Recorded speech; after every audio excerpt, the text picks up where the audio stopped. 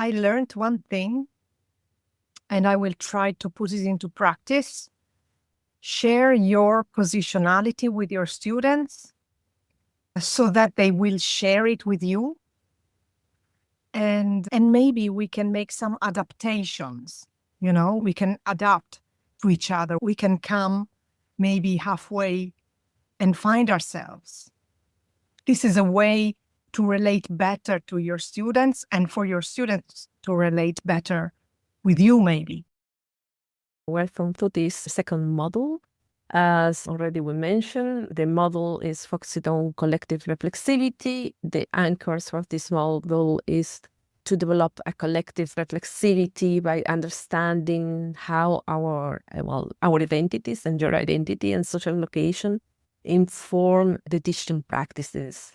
Also recognize colonial biases and understand why diverse collective reflection is essential for decolonizing curriculums and our teaching practices. And finally, explore how white fragility, racism, and discrimination has been normalized over time and how they shape our relationships and how we can maybe turn it in something different. Some of the key takeaways were that many participants expressed also the shift from guilty to accountability, recognizing the role of perpetuating these colonial systems, the realization of how coloniality permeates everything on our lives, and it goes very unnoticed most of the time, and the tension between the comfort and the complicity that we have, and the difficulties to stay with this discomfort. The ideas also of how we're enjoying so much privilege at the cost of the lives and well-being of others. For today, we will start with some key concepts that will help us to navigate this new session. So we will start by small little exercise. I would invite you to scan this QR code and to let us know what does positionality mean to you. Okay, great. We have already many words here. So what does positionality means to some people? The perspective, the identity, the point of view of a person, the status, the position in the world, the lived experience, prejudice, see the world through me, awareness, my status, my country, my ethnicity, social DNA, well, a lot of things, identity, perspective, awareness, political stance. Thanks a lot for sharing. We will start unpacking these different concepts that will be related to what you already said. And so we will start with identity. That was one of the words that was shared, because when we talk about positionality, most of the people relate it with identity, with the thing that we are. And in fact, identity is just part of it. The identity is this personal sense that explains who we are. It is these characteristics that make ourselves the person who we are, and it integrates in all our beliefs. Our lived experience includes also some of the things that are happening through our life.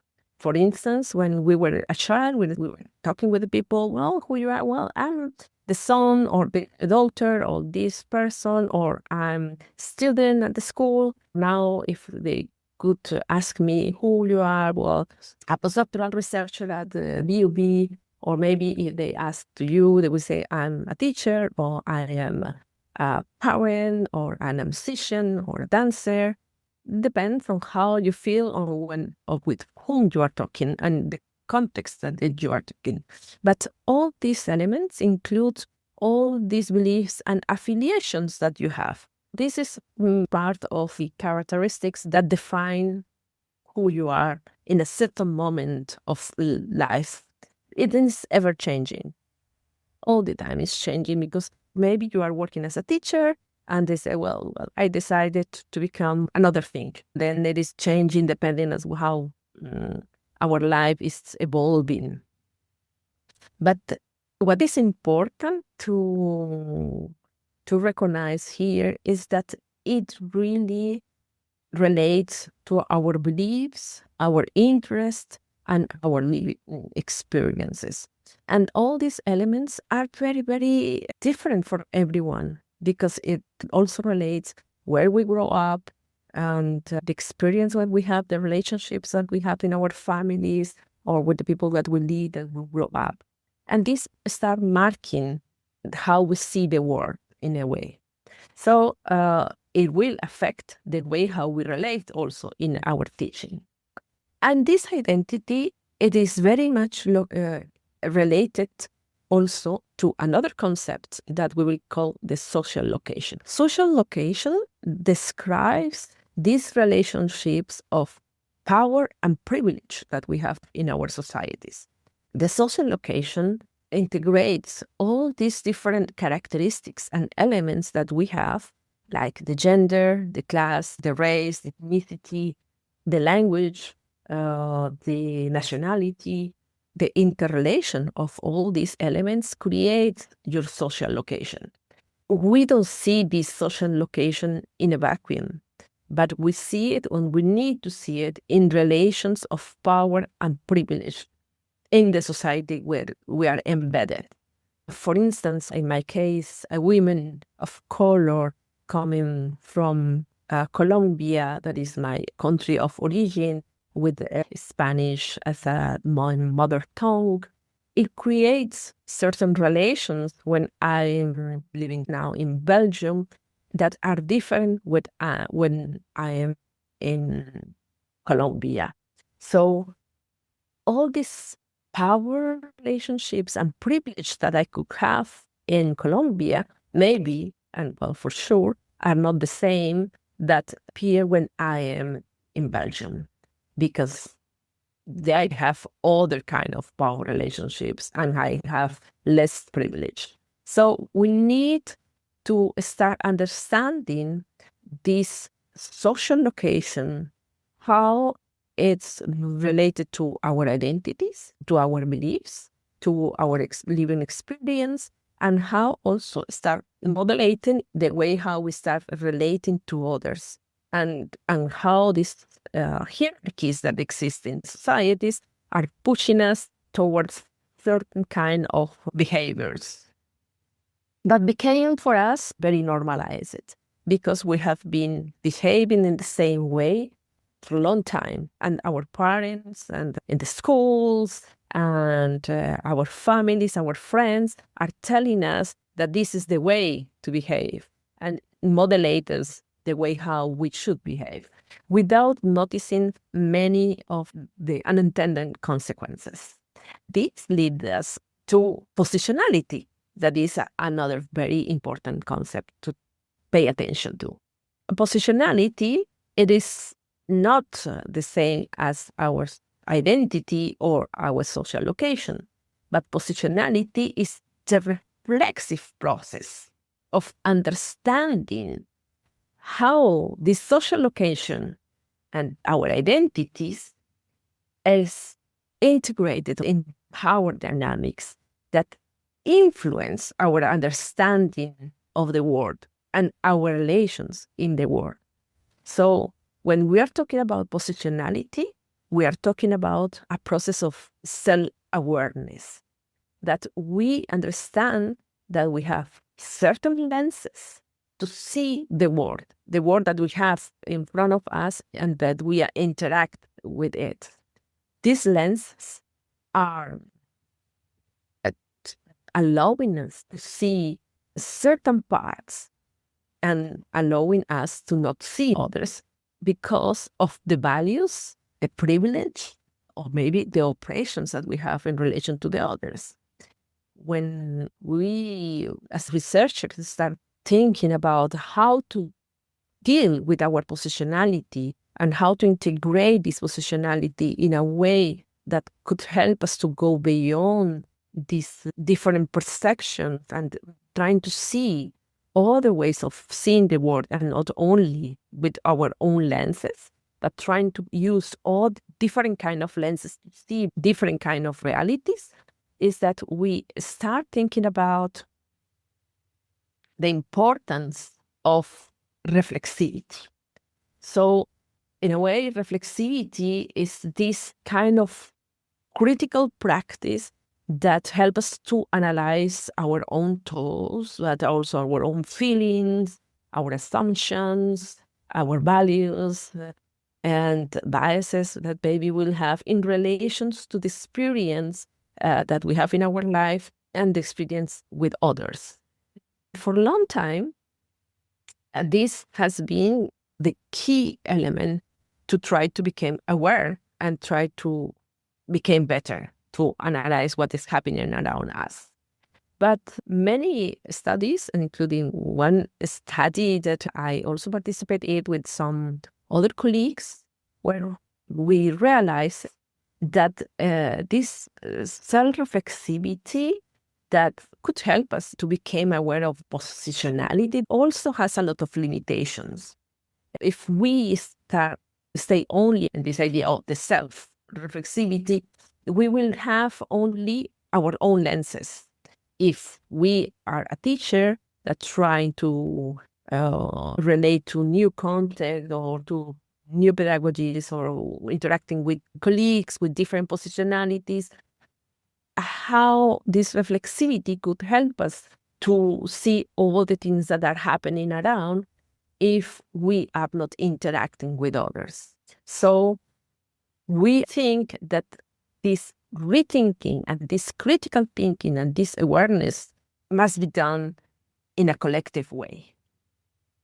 Because what has been happening during the last years is that this idea of positionality has become kind of a confessional tale where we just acknowledge who we are and say, okay, I am a woman of color, I'm working with indigenous people, so I have limitations of understanding these indigenous people. At the end, it becomes a way of cleaning my own issues and not going into accepting my responsibility to change these power relations or to challenge the understandings and the views that I could have towards these indigenous people that I'm working with in my research, in your case, that could maybe not allow you to see what is happening in the relation with your different students, and you treat them in the same way. The idea here is that we need to go beyond this idea of self-reflexivity towards a collective reflexivity, where we can start creating a space of empathic listening, where we're really listening to the others and holding the assumptions that is very difficult, being more uncomfortable with our own stories, but also not being judgmental to the stories of the others, and using the stories of the others as a mirror, where we can see in the research that we have been doing is that it's easier to see the mistakes on the other than our own mistakes. So when we start listening the stories of the other, we could easily recognize the defaults, the patterns related to these colonial biases. So the collective reflexivity, if we open this space of empathic listening, a brave, safe space where we can share all these different insights, it will become an opportunity to challenge our practices, these norms and these values that we take for granted and has become very normalized. And at the end, our complicities in reproducing this colonial violence. We need to recognize also that it is very difficult because as most of us are embedded in this society, we have normalized this kind of hierarchical ways of seeing the world where the white male from the Western has more power than women of color, marginalized community. Recognizing these power dynamics and using the stories of the others as a mirrors to see how we could challenge and denormalize these behaviors is the idea of the reflexivity. I would like to share 2 tools that we can use. There are many more, but for now we will explain these 2. that we found very interesting and can be very useful for your work. The first one is the Justice-Centered Reflexive Practice. Scholars that are in fact working with teachers that are teaching the new teachers are proposing this kind of model for shifting this idea of individual self-awareness to collective reflexivity. The project that this paper is sharing is that we could go into 4 key concepts that they work with, that is the joy, imagination, uncertainty, and vulnerability. These 4 elements should be present all the time because, in fact, it's something that are present all the time in our lives. We experience a lot of joy, but at the same time, a lot of uncertainty in our work as teachers. And we experience also a lot of vulnerability. So they propose these different elements that I will go one by one. The first one is the purposeful and systematic element. The idea here is that the teachers are considered as the producers of critical knowledge. Working together with the students, we need to reflect on ourselves and our values and our practices as the educators in the specific disciplines that we are working with, but also in the context that we are embedded. Whiteness is one thing, but there are different classes, there are different issues, there are different elements that could play a role there. So we need to engage in a preparation process that is purposeful and systematic. So a methodology that helps us to go in what they call a radical politics of liberation. The idea is that the education could help us to liberate everyone in the process. And this needs to be decided by all of us. It will not come kind of magically. We need to work for it. And then it comes the iterative and cyclical element, that this is an approach that help the teachers to create opportunities to disrupt the system and to disrupt these traditional institutional hierarchies that exist in the schools. We were discussing last time how difficult it is to change and to challenge the things that are already set it up. Even if we wanted to change it, it is difficult because we have these hierarchies. So we need to create these opportunities to disrupt these institutional hierarchies, and this needs to be done to collective wisdom. We cannot do alone. We need to be together using creativity and using the wisdom of everyone, not only us as a teachers, but also involving the students, the managers, the parents, the whole community, and transform the classroom as a site for this profound social change, considering ourselves as agents of change. Then we have the critical reflective. The idea is recognizing that teaching and learning occurs in a social political context that we cannot escape. It is in the midst of these stories of white supremacy and exclusion that has been for centuries, that we cannot just erase like we erase the whiteboard. So the teachers needs to create opportunities to challenge the injustice that we have in our own classrooms and try to not reproduce these systems of domination. And of course, this is very difficult when most of the time they are telling us that us, as a teachers, we are the ones who decide and who hold the power. So how to give the power to others, and mainly to give the power also to the student, it is very challenging. We need to explore our own identities and our positionality in relation to this rational capitalist hierarchical system that we are embedded in. This leads us to the next element, that is the agentive. That means that teaching, again, is a political act where teachers are the agent of change. And we are responsible for this collective that we are embedded in the classroom, but also in the school. Something that is very important here is that we don't need to think that we are the heroes. No, the idea is that we are actually contributors of this process. And this social change needs to be done in a collective way and needs to be done inside of the classroom, inside of the school, but also outside in the surroundings of the community. That has to be done in community. That is the next point. So all the practice as a teachers and as educators is relational.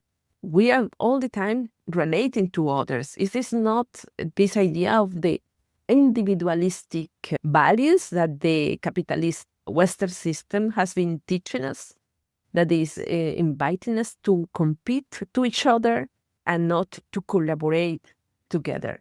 In that case, this idea of done in community, we need to think about how to put at the center this teaching and learning experience as a relational process that is based in this idea of mutual vulnerability, because we are in a system that also doesn't take care so much about us. And sometimes also dehumanize us as teachers, that we don't receive proper salaries, that we are not valued. For some people, we have so many different issues. So we cannot diminish these different issues that we are having as teachers.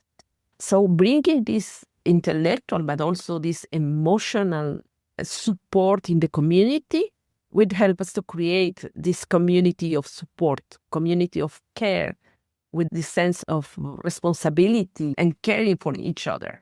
The last element is the loving and helpful, where we are centering a radical practice of care.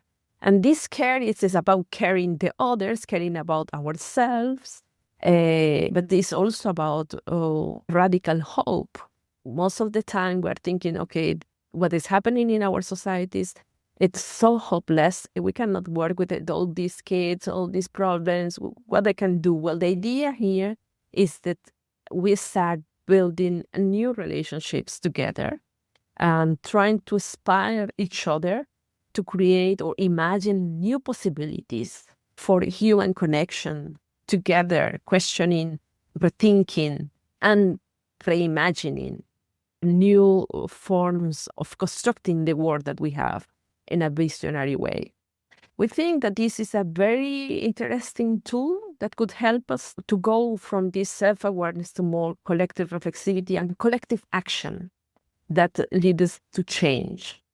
The second tool that I would like to share with you is this idea of the radical reflexivity, where we start the reflexivity with this individual self-observation, but we need to go deeper, to go working in groups, a collective change, using the listening, being careful in listening to the others, but really humble listening, connecting to the others, to finally arrive at this radical reflexivity in all the places and all the positions. It takes time. It needs people taking the lead at different moments, going from the formal to the experiential and sensitive places where we don't forget that we are human beings and we need to take into account also our bodies and our emotions, as well as our living experience and the living experience of the students, not only ourselves, the bodies and the emotion of the students, the living experience and the projects of the students and ourselves, and all the theories and concepts that we are working in, and questioning all things that are happening in those different elements. This is the idea of trying to learn kind of an art of connecting to each other, building in a community, forging this critical care practice, despite of being different, but mainly about enabling the possibility of being different and learning together from these differences. Now that we've introduced positionality, as a concept, let's try to explore it a bit in relation to our jobs or our mission as teachers and how it reflects in our work. Prints the privilege wheel and fill it in with reflection on your own positionality and where you may stand in relation to others. Because working in schools, it's like working in a small society. And we all know that spending time with students can be more than the time that they spend at home or that the time we spend at home. So we affect each other. We leave impressions on each other a lot. That's why we need to do this job of positionality more carefully. One thing that I would like to highlight, and that Adriana has already shed light on, is that our positionality is dynamic and flexible. Where you stand today on the wheel can be different than in the future or even the near future.